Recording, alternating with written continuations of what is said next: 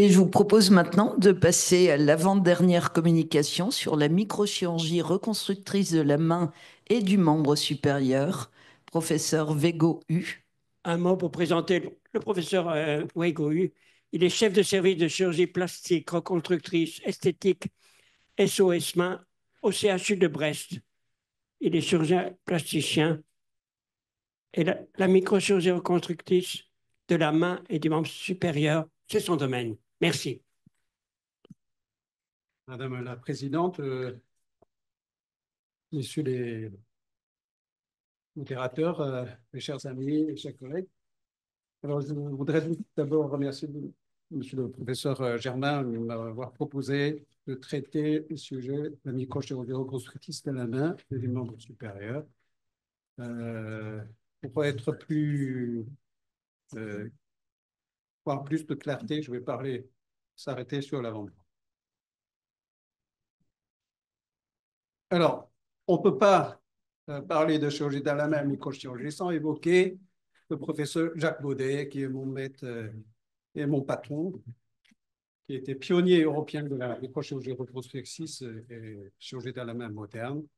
C'est Jacques Baudet qui a introduit en France, en Europe, la chirurgie de la main microchirurgicale. Donc, il a réussi en 72 au CHU de Bordeaux, la première implantation digitale réussie d'un pouce à l'hôpital Saint-André à Bordeaux.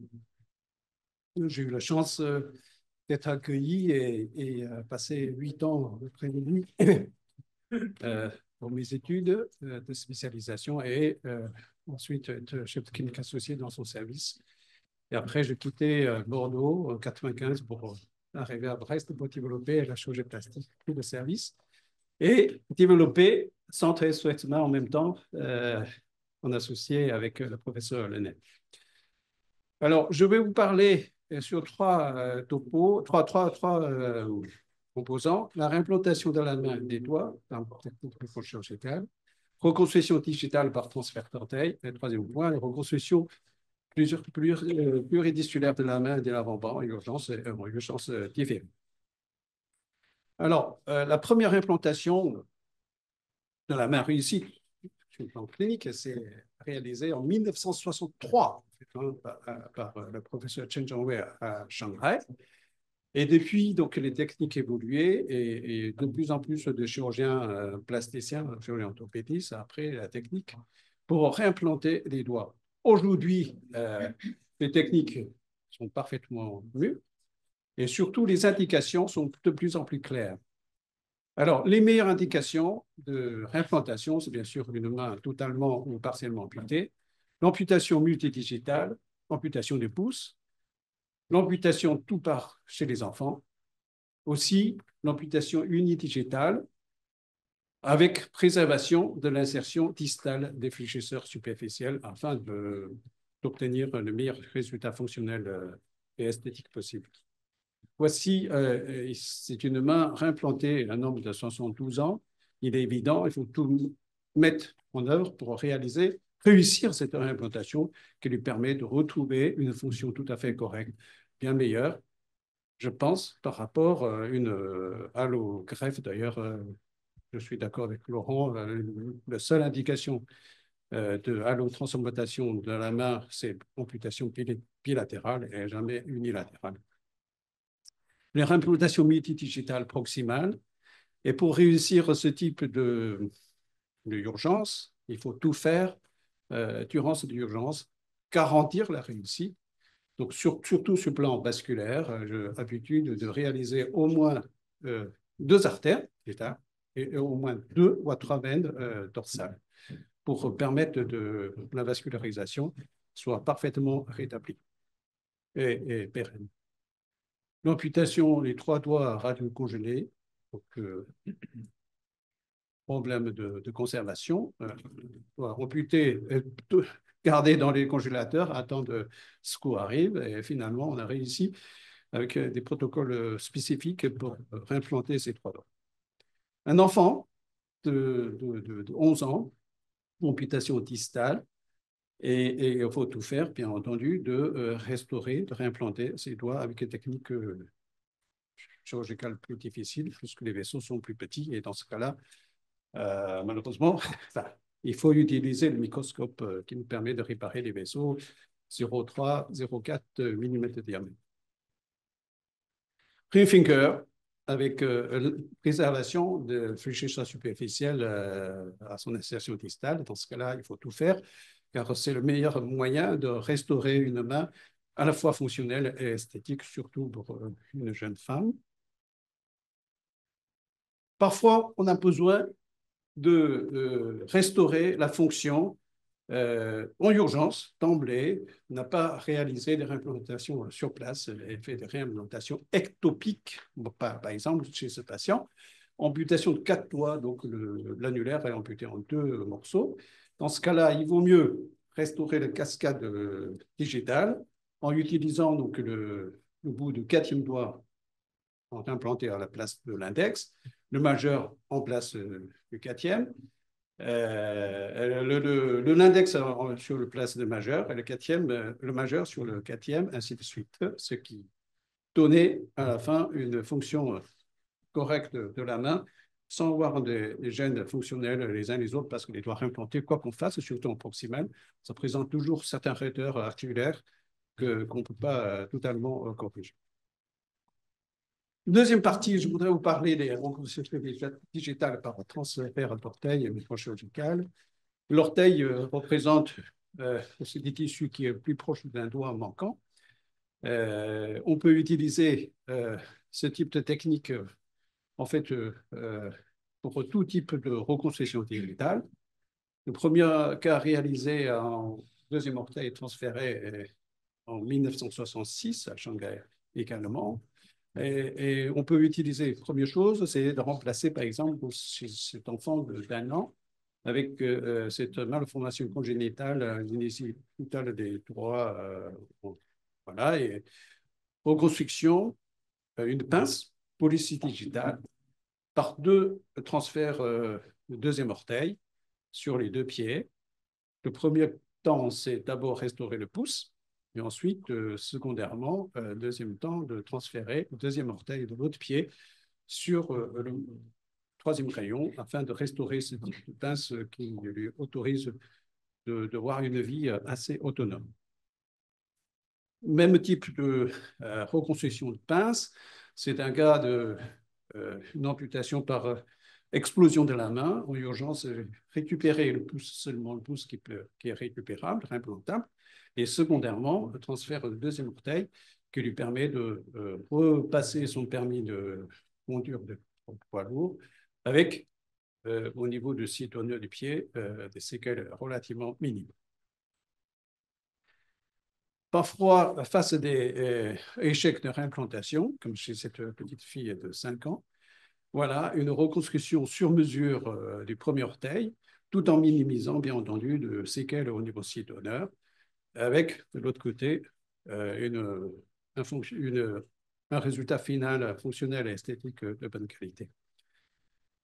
Chez un adulte, vous voyez le résultat de reconstruction de la main droite par transfert sur mesure du premier orteil, qui est quand même intéressant. On peut utiliser, bien sûr, les tissus pulpaires du premier orteil pour restaurer une pulpe cicatricielle au niveau du pouce. Parfois, on utilise un doigt entier, comme de cette patient, donc une voleuse de haut niveau, accident avec une amputation assez proximale de l'index. Donc, elle veut absolument continuer à vous rendre avec 5 doigts. Dans ce cas-là, la meilleure solution, c'est bien entendu de transférer le deuxième orteil pour recréer une prise correcte de sa main. Dans certains cas de transfert multiple, pour restaurer une fonction satisfaisante, comme chez ce patient, 2 transferts. Le premier, c'est deuxième orteil pour restaurer le pouce. Ensuite, deuxième temps, troisième orteil de l'autre pied pour restaurer le 3e et 4e rayon.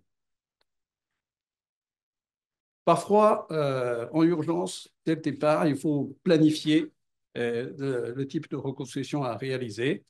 Chez ce patient de 27 ans, grave accident de travail avec une amputation du troisième et quatrième doigt distal, perte de substance cutanée importante. Le premier temps, c'est de restaurer, donc couvrir la perte de substance par un embout chinois distal, et ensuite, secondairement, envisager le transfert des doubles orteils pour restaurer la partie distale manquante. Troisième point que je voudrais vous parler, c'est la reconstruction pluridisculaire de la main et de l'avant-bras en urgence ou en urgence différée.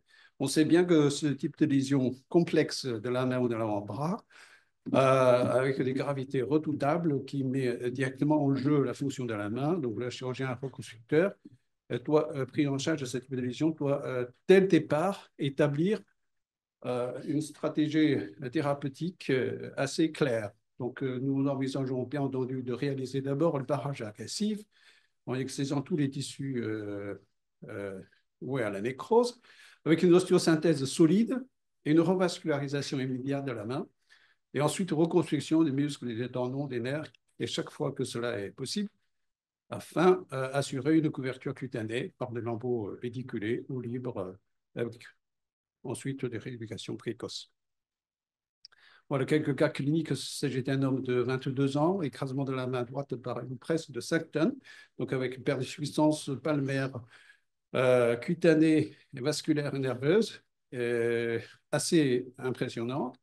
Reconstruction immédiate, en urgence, greffe vasculaire nerveuse, lambeau cutané de l'artère interosseuse antérieure pédiculée distale et greffe de peau sur le cytonerf. Voici le résultat un an après l'intervention chirurgicale. Un autre cas, perte de substance du dos de la main avec défect des tendons extenseurs sur le troisième, quatrième et l'index. Reconstruction immédiate par un lambeau indérosseux antérieur et plus tendon extenseur de l'index vascularisé. Voici les résultats à 6 mois post-opératoire avec bien entendu une rééducation précoce. Un autre cas, perte de substance très sévère du dos de la main avec les tendons et la peau qui manque. Un lambeau adéroseux postérieur avec le pédicule étendu et prélevé en urgence et recouvrir la perte de substance et ensuite de réaliser une désyntactilisation en 2 temps. Voici le résultat 6 mois post-opératoire. Il me reste quelques minutes. De l'homme de 24 ans, menuisier, victime d'un accident de travail avec une perte de substance à la fois tendineuse et osseuse cutanée du pouce. Reconstruction immédiate en urgence avec un lambeau interosseuse antérieur ostéocutané. Voici le résultat à 8 mois post-opératoire. On note le greffon vascularisé du ratus est parfaitement intégré entre le bout distal du pouce et le premier métacarpien. Une autre reconstruction ostéotendino-cutanée du dos de la main en un temps par greffe osseuse et tendineuse, plus le lambeau médial de l'avant-bras pédiculé distal étendu. Sur l'avant-bras, homme de 33 ans, avec ces graves accidents par coup de feu, la main dévascularisée, perte de substance musculo-tendineux, nerveuse, artérielle et cutanée, reconstruction d'un implant avec pontage vasculaire, ostéosynthèse, couverture par un lambeau grand dorsal, reconstruction bien entendu, tous les pertes de substance sous-jacentes. 11 mois après l'intervention. Un autre cas, un bel cas de reconstruction par coopération ostéoplastique de l'école brestoise. Ce jeune homme présente un syndrome de loge évolué avec fracture des 2 os de l'avant-bras multifocale, déplacé, nécrose massive des fléchisseurs. Nous avons paré la zone et syndésé avec le clou de Lefebvre, posé par le professeur Lenaine ici présent, et moi j'interviens, reconstruit la partie molle avec un transfert de gracilis neurotisé. Vous voyez, 9 mois après l'intervention, on obtient ce type de résultat assez impressionnant.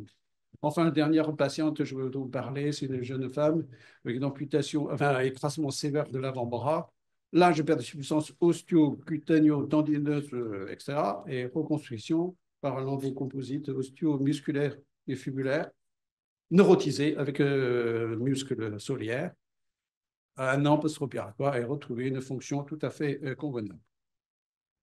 En conclusion, je voudrais vous dire que dans le domaine de la microchirurgie reconstructrice de la main et de l'avant-bras, choisir la meilleure solution thérapeutique pour chaque patient particulier est identifié pour le chirurgien plasticien, le chirurgien reconstructeur, qui doit maîtriser parfaitement l'ensemble de l'arsenal thérapeutique disponible, avoir une parfaite compréhension des besoins fonctionnels et esthétiques du patient, qui doit aussi posséder une vision précise de la reconstruction pluridimensionnelle d'une perte de puissance donnée.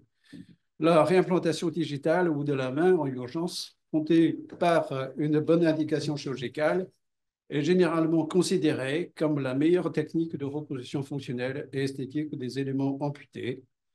La technique de reconstruction digitale par transfert d'orteil permet de restaurer la fonction digitale et d'obtenir un aspect esthétique des doigts reconstruits proche d'un doigt naturel. Mais il conviendra de déterminer précisément les indications chirurgicales afin d'obtenir le meilleur résultat fonctionnel et esthétique possible de la main, tout en minimisant, bien entendu, les séquelles au niveau du pied d'honneur.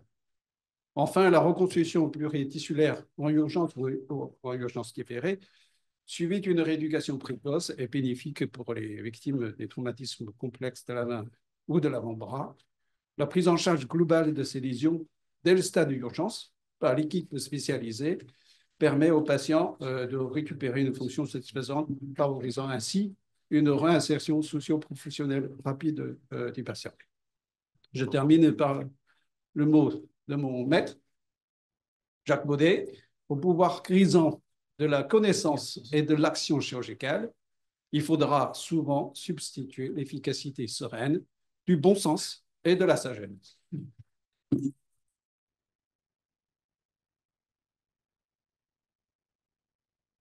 Bravo, je suis impressionnée par vos résultats, hein. C'est quelque chose que j'ai jamais vu, mais c'est impressionnant. Et je crois qu'on a le temps juste pour une question. Tu pourras m'envoyer le dernier truc de Jacques Baudet, je trouve ça excellent.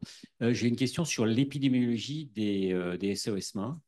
Moi, je me souviens quand j'étais interne, on avait interne à Boussicot et même externe à Boussicot. C'est pour ça que j'ai fait la chirurgie plastique, on avait tous les jours. Aujourd'hui, SOS mains qui est maintenant à Georges Pompidou, on a surtout des doigts de porte, on n'a sûrement pas des choses extrêmement. Voilà, on n'a pas ces cas-là.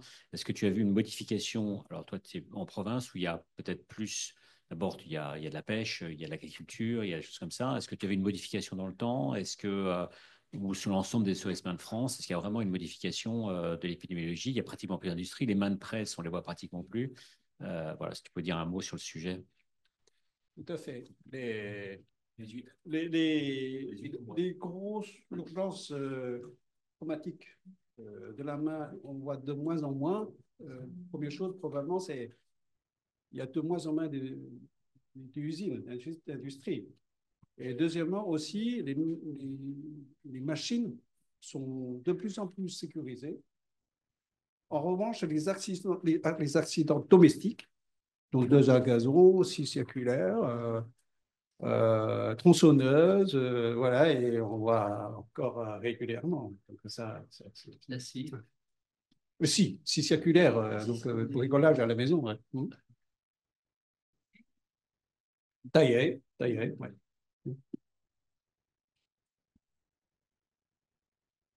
Une minute. J'ai deux remarques à vous faire.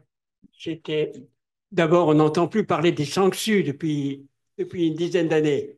Les sanctions qui étaient Laura. Alors, pour les doigts, Laura, vous vous rappelez de ça? Oui, les censures. Oui.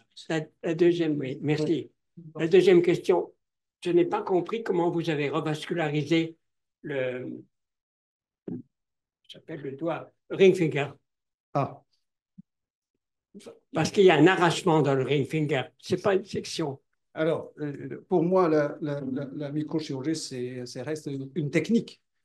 Si on veut garantir la réimplantation, il faut préparer au maximum des veinées, rétablir la vascularisation artérielle et veineuse. Bon. Pour les veines, le sang sue. Pour un doigt, par exemple, moi, je répare au moins 3 veines.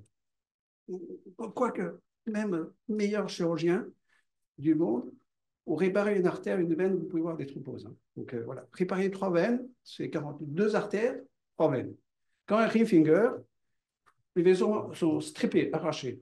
Bon tâche, il faut le faire. Vous trouvez souvent dans les ring fingers d'un côté de l'artère un peu plus long que l'autre côté. Vous faites le croisé, les deux, choisir la meilleure artère et croiser sur l'autre côté pour voir une suture directe termino-terminale. Et l'autre côté fait le poutage. C'est indispensable. Vous pouvez presque voir réussir à 100% des implantations si vous faites parfaitement bien les anastomoses et de quantité de l'artère et des veines. Compliment. On a tenu les temps grâce à vous. Merci.